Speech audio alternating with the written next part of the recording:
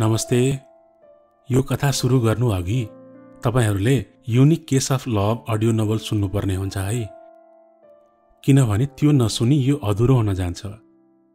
Unique case of लभको अर्को भाग हो यो, नमिताको पर्सपेक्टिभबाट।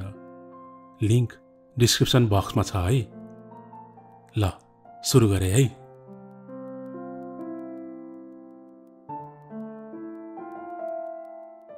ईशान, म किन उप्रति त्यसरी तानिएको थिएँ खै थाहा छैन। उसको निश्चलपन अनि सरल मन देखेर होला। फेरि अरू केटाहरू जस्तो पनि थिएन, धेरै बोल्दैन थियो। हो, गुड लुकिङ थियो, तर मलाई लुक्सले म्याटर गर्दैन थियो। उसको मन राम्रो थियो। अलिकति कन्फ्युज चाहिँ हुन्थ्यो, आफूले के चाहेको भन्ने कुरामा क्लियर हुन सक्दैन थियो कहिलेकाहीँ। म बच्चैबाट सुर्खेत बसेर पढेकी थिएँ। 9 र 10 पढ्नको लागि काठमाडौँ जानु पर्यो, बाबाको ब्याङ्कको जबले गरेर। त्यही बेलाबाट मैले ईशानलाई नोटिस गरेकी थिएँ। आफ्नो रुममै बस्थ्यो, कहिले पनि बाहिर निस्किँदैन थियो। सुरुमा त लाटो रहेछ जस्तो पनि लाग्यो। एसईई सकेपछि उसँग अलिअलि बोल्न थालेकी थिएँ। जब ऊ 12मा फेल भयो अनि त्यसपछि झनै क्लोज भएकी थिएँ म। आइनो मलाई मन पर्या थियो ऊ अति नै। सायद मेरो अनुहारमा पनि देखिन्थ्यो होला, तर मैले लुकाउनु पनि कसरी। टेक्स्ट मेसेजमा कुरा गर्थ्यौं। बिस्तारै ईशान पनि ओपन अप हुँदै गयो अनि कहिले पशुपति जान्थ्यौं, कहिले स्वयम्भू। मन खोलेर खुसी भएका पलहरू थिए ती। आई एम इन लभ भनेर स्वयम्भूको माथिबाट चिच्याउन मन लागेको थियो। अनि एक दिन उसले मलाई यस्तो ठुलो सरप्राइज दियो कि कसरी वर्णन गरौं। शङ्खमूल पार्कमा बोलाएर out of nowhere do you love me भनेर सोध्यो। मैले त्यस्तो केही पनि एक्सपेक्ट गरेको थिइनँ। यस, आई लभड हिम, तर लभको प्रपोजल त्यस्तो होला भन्ने के थाहा र मलाई। ऊ अलिकति स्ट्रेसमा थियो जस्तो पनि देखिन्थ्यो। आजबाट तिमी मेरो गर्लफ्रेन्ड है भन्यो उसले। म खुसीले पागल हुँदै त्यहाँबाट दौडेकी थिएँ। तर मेरो खुसी धेरै दिन टिक्न सकेन। उसको बाबा र मम्मी घरमा हुनुहुन्न भन्ने थाहा पाएर म उसको घर गएकी थिएँ। त्यो दिन मैले उसको लिभिङ रुममा जे देखेँ त्यसले मेरो जिन्दगी बदल्दियो। ईशान अर्कै केटीको अँगालोमा थियो। एक अर्काको अँगालोमा मस्त थिए उनीहरू। पछि थाहा पाएँ उसको ट्युसन टिचर रहेछ भनेर। रुन पनि कति रोए कति। उसले मेरो इमोसनमाथि त्यसरी किन खेल्यो? शङ्खमूल पार्कमा त्यस दिन आफ्नो टिचरलाई मन पराउँछु भनिदिएको भए म त्यसरी टुट्दिन थिएँ। म टुक्रा टुक्रा भएकी थिएँ भित्रैबाट। अनि फेरि आफूले माया गरेको मान्छेलाई कसरी घृणा गर्न सक्थे र? 2 दिनकै भए पनि खुसी दिएको थियो ईशानले मलाई। सबैको भाग्यमा माया पाउन कहाँ लेखेको हुँदो रहेछ र? कसैको भाग्यमा आँसु पनि लेखेको हुँदो रहेछ। मेरो भाग्यमा आँसु रहेछ सायद। त्यही भनेर चित्त बुझाएँ। मैले आफूलाई त बुझाएँ, तर मेरो मनले के बुझ्थ्यो र? ईशानको घर मेरो अगाडि भएर उसलाई बोलाउन झन गाह्रो भएको थियो। हेर्दिन भन्दा पनि उसलाई देख्थे सधैँ। त्यति उत्साहित भएर काठमाडौँमै ब्याचलर पढ्ने प्लान गरेकी थिएँ। एकै पलले सबै कुरा बदल्दियो। अनि ब्याचलर पढ्न मैले सुर्खेत फर्किने निधो गरेँ। बाबाले त मान्नु भएकै थिएन, तर मैले रोजेको विषय काठमाडौँ भन्दा पनि उतै राम्रो छ भनेर सम्झाएँ। फुपूले पनि सम्झाउनु भयो सुर्खेतबाट। अनि एक दिन म सुटुक्क सुर्खेत फर्किएँ। ईशानको मेसेज आउला भन्ने आश गरेको थिएँ, त्यो पनि आएन। सायद उसलाई पश्चाताप भएर मेसेज गर्ने हिम्मत आएन होला भन्ने सोचेँ। बिस्तारै मन भुलाउँदै थिएँ। टाढा भएपछि केही हदसम्म सजिलो हुँदो रहेछ। याद त आउँदो रहेछ, तर मान्छेलाई प्रत्यक्ष देख्नु नपरेपछि भुल्न मद्दत गर्दो रहेछ। तर समयको खेलसँग कसको के लाग्दो रहेछ र? जुन मान्छेबाट टाढा गएकी थिए त्यही मान्छे मेरो सामु पाएकी थिए सुर्खेतमा। उसले मेरो नाम बोलाएर कराउँदा पनि हे भगवान यो सपना होस् भनेर मनै भनिरहेकी थिए, तर विपना नै थियो। ऊ मेरो सामु नै थियो, घुँडा टेकेर हात जोडेर निरीह भएर माफी माग्दै थियो। यो माया पनि अचम्मको हुँदो रहेछ। अगाडि आउँदा एक झापड चाहिँ लाउँछु भन्ने सोचेकी थिए, तर ऊ अगाडि थियो, म रिसाउन सकेकी थिइनँ। ऊ प्रतिको मेरो रिस मरिसकेको थियो सायद। कति नै रिसाउन सक्थे र, माया जो गरेकी थिए। उसले मेरो सामु घुँडा टेकेर माफी मागिसकेपछि मैले कसरी माफ नगर्नु र? त्यसमाथि ऊ पनि मायामा विक्षिप्त भएर आएको रहेछ। उसको माया नपाए पनि एउटा माया गर्नेले अर्को माया गर्नेको अवस्था त अवश्य नै बुझ्थे मैले। जुन सिचुएसनबाट म गुज्रिसकेको थिएँ ऊ त्यही बाटोमा थियो। उसलाई देखे मन खुसी भयो, तर फेरि म आफ्नो मनलाई रुवाउन चाहन्नथे। उसलाई देखेपछि मेरो मन रोकिन्न थियो, त्यो मलाई थाहा थियो। अनि उसलाई घर जाऊ भनेर सम्झाएँ। मन बलियो पारेर भनेकी थिएँ, तर ऊ जानु अघि मैले आफूलाई रोक्न सकिनँ। मिस गरेको थिएँ अति नै। बाटोमा रोकिएर ईशान आई मिस्ड यू भने। त्यति भनेर म सरासर आफ्नो बाटो लागे। एकछिन त्यहाँ उभिएको भए म उसको अँगालोमा पुग्थेँ, त्यो स्योर नै थियो। आफूलाई कन्ट्रोल गरेर निस्किए। निराश भएर फर्केको थियो के रे ईशान। उसको ट्रु लभ रिमालाई चाँडै भेटोस् भनेर प्रे पनि गरेँ। मैले आफ्नो माया पाइनँ, मैले माया गरेको मान्छेले त पाओस्। तर समयको माग अर्कै थियो। त्यही बेला सुर्खेतमा एउटा नाइट बसले मान्छे खिचेर मारेपछि त्यहाँको लोकलहरूले बसमा आगो लगाइदिएछन्। अनि त सुर्खेत बन्द। बस व्यवसायी सङ्घले नै बन्द गरेपछि कसरी चल्थ्यो र बस? त्यो खबर सुन्ने बित्तिकै म चोक गएँ। ईशान त्यही झोला बोकेर बसिरहेको रहेछ। उसलाई देखेर माया पनि लाग्यो। त्यस्तो अन्जान ठाउँमा कोही पनि चिनेको थिएन उसले। त्यस्तोमा कसरी एक्लै छोड्नु र उसलाई? हो, उसले आफै होटल खोजेर बस्न सक्थ्यो, तर म त्यही छु भन्ने थाहा हुँदै उसलाई कसरी एक्लो महसुस हुन दिनु र? माया भएन भन्दैमा उसलाई घृणा गरेर आफ्नो जिन्दगीबाट कसरी निकाल्नु र मैले? त्यो त माया होइन नि, त्यो त बदला भयो नि। मायामा बदला भन्ने शब्दको कुनै गुन्जाइस नै हुँदैन। फुपूकोमा लिएर जान सक्दिनथे, त्यही भएर त्यहाँ नजिकैको राम्रो होटलमा बस्न मिलाइदिए। साँझ भइसकेकोले म घर फर्किएँ। अब त ऊबाट टाढै बस्छु, कहिले पनि बोल्दिन भनेर सुर्खेत आएकी मान्छे समयले फेरि सँगै ल्याइदिएको थियो। माफ गरिदेऊ नि है नमिता तिमीले मलाई। त्यही साँझ उसको मेसेज आयो, तिमीसँग कतिन्जेल रिसाएर बस्नु र ईशान? माफ गरिदिए। मैले पनि रिप्लाई गरेँ, तिमी एकदम राम्रो मान्छे हौ नमिता, मैले नराम्रो गरेँ तिमीलाई। फेरि अर्को मेसेज आयो उसको, यस्तो इमोसनल कुरा गर्ने हो भने म बोल्न छोडिदिन्छु तिमीसँग भनेर रिप्लाई गरेँ। बसको बन्द हामीले सोचेको भन्दा पनि लामो हुने देखियो। उता ईशानको बाबा मम्मी सायद उसलाई खोजे हुनुहुन्थ्यो होला। केही नभनी आएको थियो ऊ। घरमा कल गर भनेर मैले कति सम्झाउँदा पनि उसले मरिगए मानेन। अनि ऊ त्यहाँ बसुन्जेल म उसलाई एक्लै छोडेर कता जान्थे र? दिनभरि होटलमा बसेर के गर्थ्यो र बिचारा? त्यसपछि सुर्खेतको आसपासका ठाउँहरूमा घुमाउन लिएर गए। जोसँग जिन्दगीका हरेक पाइला सँगै हिँड्छु जस्तो लागेको थियो, आज उसँग छुट्टा छुट्टै पाइला चालिरहेकी थिए। ऊ मेरो नजिक पनि थियो अनि त्यति नै टाढा पनि।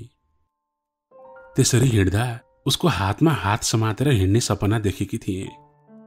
उफ्रिँदै रमाउँदै अनि चिच्याउँदै हिँडौला भन्ने कल्पना गरेकी थिए। कल्पना र वास्तविकतामा धेरै भिन्नता हुँदो रहेछ। कल्पनामा डुब्न सकिँदो रहेछ, वास्तविकतामा तैरिन गाह्रो हुँदो रहेछ। तैरिन गाह्रो भएको थियो मलाई। किनभने ईशानसँग सीधा नजर जुदाएर कसरी हिँड्न सक्थे र म। उसले पो छोडेको थियो त अरूको मायामा परेर। मेरो त उही नै पहिलो अनि अन्तिम माया थियो। मैले समयको खेल भन्थे नि अघिबाट, गजबले घुमाएर ठाउँमा ल्याउँदो रहेछ समयले, त्यो पनि तपाईले नचाहेको बेला। हामी घुम्ने क्रममा सुर्खेत बजारबाट 2 घण्टा पर पुगिसकेका थियौं। हिँड्दा हिँड्दै बाटोमा ससाना बच्चाहरू देख्यौं। बच्चाहरू खेल्दै थिए। कति माया लाग्दा नानीहरू थिए। साना बच्चाहरू मलाई औधी मनपर्ने। त्यहाँ नजिकको पसलबाट चकलेट लिएर आए। खुसी हुँदै ताली बजाउन थाले बच्चाहरू। त्यहाँ मध्येको एउटा नानीले हाम्रोमा आउनु न भन्दै तान्न थालिन्। नानीको नाम के हो भनेर सोधे मैले। सिलु भनिन्, कति माया लाग्दो तरिकाले। कस्तो क्युट सुनेको थियो उसको बोली। अनि सिलुको घर कुन हो भनेर सोधे फेरि। ऊ त्यो हो भनेर देखाइन्। उनले देखाएको घर देखेर म केही बोल्न सकिन।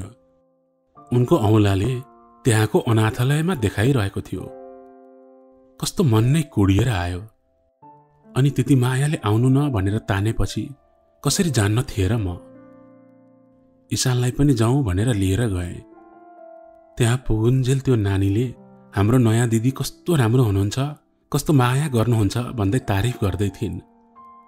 अनाथ भए पनि कति माया पाएकी रहेछन् भन्ने लाग्यो। त्यहाँसम्म गइसकेपछि उसको दिदीलाई पनि भेटेर जान्छु भन्ने सोचे। ईशानले चाहिँ जाउँ न प्लिज भनिरहेको थियो। 5 मिनेट अनि जानुपर्छ है भनेर रुक्न लगाए ईशानलाई। ती नानीको दिदी आउनु भयो। उनको दिदीलाई देखेर म झन्डै मूर्छा परे। ईशान त सायद बेहोस नै भयो होला।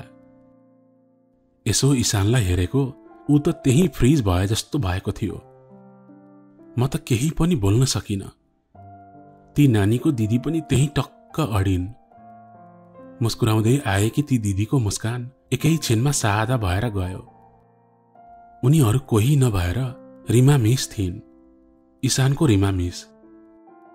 समयले फेरि घुमाएर कस्तो अप्ठ्यारो अवस्थामा ल्याइदिएको थियो। ईशान त पत्याउनै नसकेर जुरुक्क उठ्छ। मैले जे देखिरहेकी थिएँ आफैलाई विश्वास लागेको थिएन। ईशान उठेर रिमाको नजिकै जान्छ। ऊ इमोसनल हुन थाल्छ। रिमा केही पनि बोल्दिनन्। किन चटक्कै छोडेर आएको रिमा? ईशान भावुक हुँदै बोल्छ। बच्चाहरू भित्र जाऊ, दिदी अहिले आउँछु है भनेर सबैलाई भित्र पठाउँछिन् रिमाले। ईशान, हामी मेरो रुममा गएर कुरा गर्न सक्छौं? रिमाले ईशानलाई आफ्नो रुममा लिएर जान्छिन्। म त्यहाँ बसेर हेर्नु सिवाय के नै गर्न सक्थे र। अनि त्यसबेला के फिल गरिरहेको थिएँ पनि थाहा पाएको थिइनँ मैले। अचानक सोच्दै नसोचेको जम्काभेट भएको थियो। अलिकति मन त खिन्न भएको थियो, तर ईशानले आफ्नो माया भेटायो भनेर खुसी पनि लागेको थियो मलाई। 25 मिनेटसम्म बाहिर कुरेर बसे। कुर्नु सिवाय के नै गर्न सक्थे र म। उनीहरू भए ठाउँमा जान पनि त मिल्दैन थियो। दुईजनाको प्राइभेसी भङ्ग गरेर के पाउँथे र मैले। बल्ल बल्ल उसले आफ्नो माया भेटाएको छ, त्यति कुरेर के नै हुन्छ र भनी कुरे अरू 15 मिनेट। तब ईशान आँखाभरि आँसु पार्दै चाँडो चाँडो पाइला चाल्दै मतिर आयो। हिँड जाउँ भनेर मलाई तानेर लिएर गयो। के भयो ईशान, किन रोएको तिमी भनेर सोधे मैले। बाटोभरि उसका आँसु थामिएनन्। मलाई चिन्ता लागिसकेको थियो। उसले केही जवाफ पनि दिएको थिएन। म त उसको मायासँग पुनर्मिलन भयो भनेर खुसी भएकी थिएँ, तर उसको रुवाईले त्यसको ठिक विपरीत भनिरहेको थियो। नरौ न ईशान, भन न के प्लिज।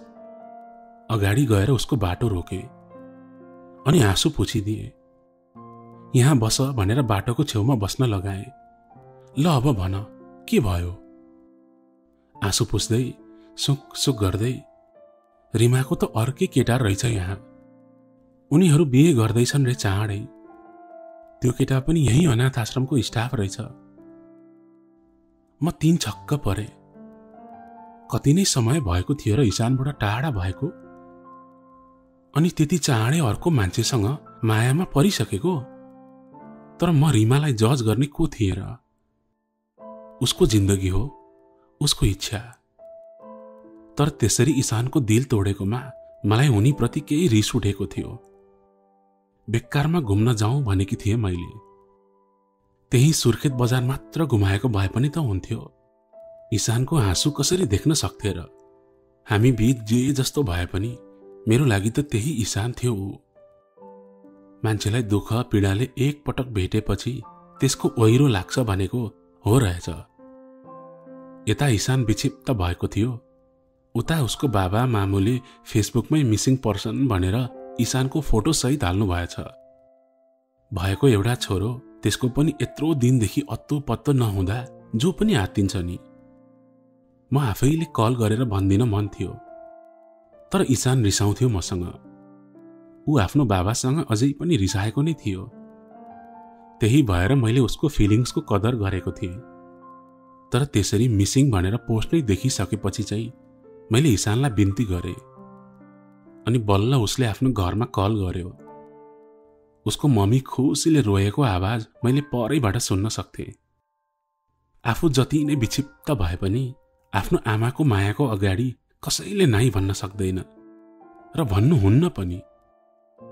केही दिनपछि आउँछु भनेर इशानले आफ्नो मामुलाई सम्झाएछ। आमाको माया नहो, छोरालाई पैसाको खाँचो नहोस् भनेर इशानको मम्मीले उसलाई केही रकम आइएमई गरिदिनु भएछ। नमिता, मैले त मन मारिसकेको थिएँ। तर रिमालाई त्यहाँ देखेपछि कस्तो आश बढेर आएको थियो।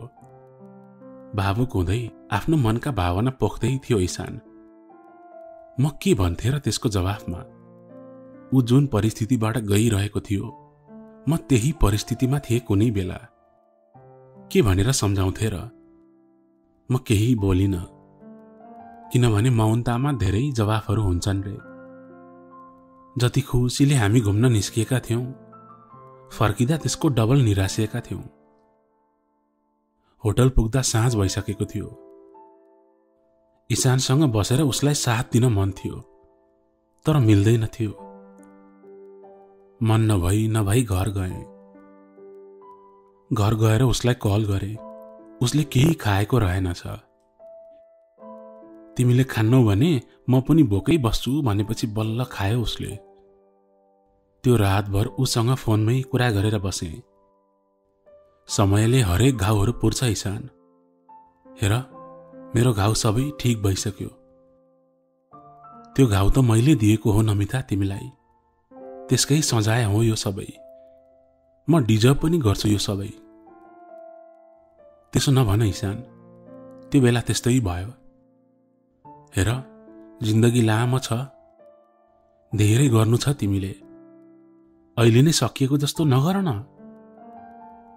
त्यति भन्दै सम्झाउने कोसिस गरे इशानलाई। कुरा गर्दा गर्दै इशानको मुड अलिकति ठीक हुँदै गएको थियो। बोल्दा बोल्दै कति बेला निधाएछु थाहै पाइन। फोन त कानको छेउमै रहेछ बिहान उठ्दा।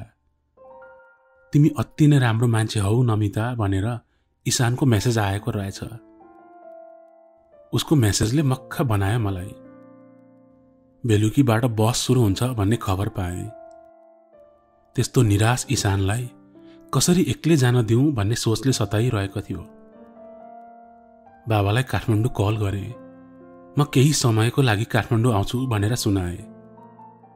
छोरी, तिम्रो कुरा म कहिले बुझ्दिन। 1 सेकेन्डमा सुर्खेत जान्छु भन्यौ, थपक्क गयौ, अहिले फेरि आउँछु भन्छौ। हजुरलाई धेरै मिस गरे बाबा, आउँछु नि के बाबा भनेर प्याउलिएर ब्ल्याकमेल गरे। बाबाकी एक मात्र छोरी हुनुको फाइदा उठाएकी थिए। बाबाले नाइ भन्ने कुरै थिएन। आऊ, तर 1 महिनालाई मात्र। पढाइ बिगार्न हुन्न भनेर खुसी साथ मान्नुभयो। इशान आफ्नो ब्याग प्याक गरेर तयार भएर निस्किँदै थियो होटलबाट। सरप्राइज भन्दै म पनि पुगेँ। मलाई 2वटा ब्याग सहित देखेर ऊ छक्क परेछ के रे। तिमी कहाँ जान लागेको नमिता?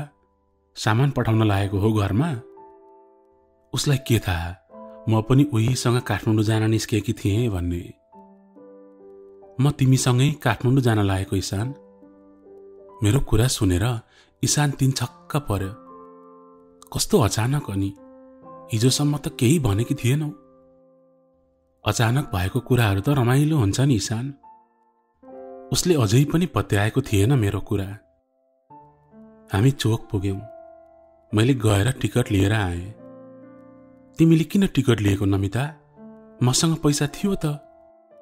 यो काठमाडौँसम्मको टिकट नै होइन, यो त पोखराको टिकट हो। फेरि सरप्राइज भयो ईशान। के? पोखरा चाहिँ किन फेरि? अनि के तिमीलाई यस्तो ठुस्स परेको न्याउरो अनुहार लिएर काठमाडौँ जान दिन्छु त म? त्यही भएर पहिला पोखरा, त्यहाँ घुम्ने, तिम्रो मुड फ्रेस बनाउने, अनि त्यहाँबाट बल्ल काठमाडौँ जाने। तिमी किन यो सबै गरिरहेछौ नमिता? मैले त तिमीलाई त्यस्तो हट गरेको थिएँ। फेरि त्यही कुरा गर्यो भने म फर्केर जान्छु नि। ल भन, पोखरा जाने कि नजाने? हुन्छ, जाने भन्यो ईशानले। मलाई थाहा थियो ईशानको परिस्थिति, किनभने मैले भोगिसकेकी थिएँ। पागल रहेछ नमिता भन्नु होला तपाईहरुले, तर मेरो साथी भनेको पनि ईशान नै त थियो। उसँग रिसाएर नबोलेर मैले के पाउँथे अनि उसले के पाउँथ्यो र? कोही पनि गलत हुँदैन, बस समय सही हुँदैन कहिलेकाहीँ, हैन र? अनि बस पनि ठ्याक्कै आयो। बसको बीचतिरको सिटमा बस्यौं हामी। म झ्यालतिर बसेँ। बस चढ्ने बित्तिकै मलाई थपक्कै निन्द्रा लागिहाल्थ्यो। बीचमा खाना खाने ठाउँ बाहेक सुतेरै पोखरा पुगेँ म।